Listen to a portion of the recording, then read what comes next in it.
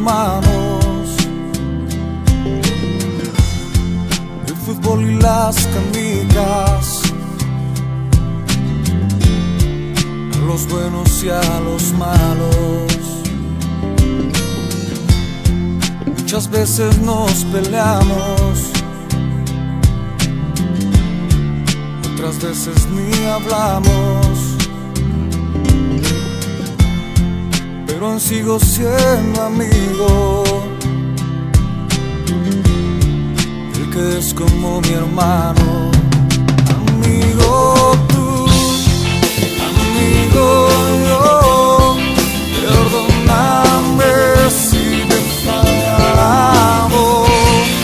Lo sé muy bien, lo sabes tú, siempre estaré cerca a tu lado.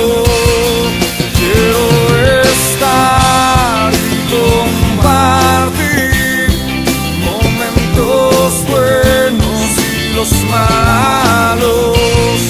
Quiero reír, tal vez llorar, amigos que nunca olvidamos.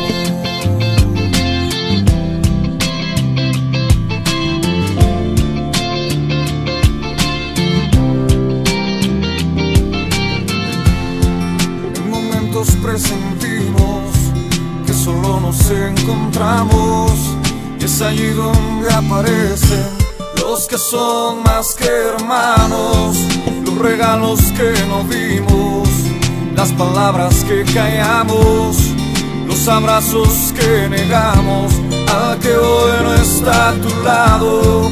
Pero aún afuera hay muchos esperando de un abrazo, necesitan de aquel que se ha de llamar hermano.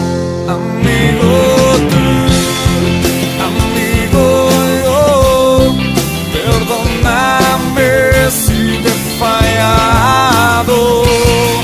Lo sé muy bien, lo sabes tú, siempre estaré cerca a tu lado.